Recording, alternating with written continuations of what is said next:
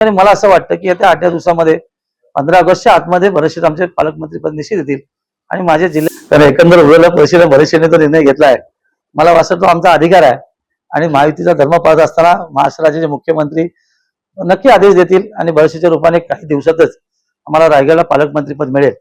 पण निश्चित आहे की आम्ही मागच्या वेळेला त्यांच्या पालकमंत्रीपदास स्थगित दिली. याचाच अर्थ असा आहे की आमचा त्याच्यावर क्लेम आहे आणि मग या निवडणुकीदरम्यान जी काय बरेचशे आणि त्यांनी चर्चा केली त्या अनुषंगाने मला असं वाटतं की येत्या 8 दिवसामध्ये 15 ऑगस्टच्या आतमध्ये बरेचसे आमचे पालकमंत्रीपद निश्चित येतील आणि माझ्या जिल्ह्याला नक्की नाही देतील. कारण एकंदर उद्याला परिषदेने बरेचशे तो निर्णय घेतलाय.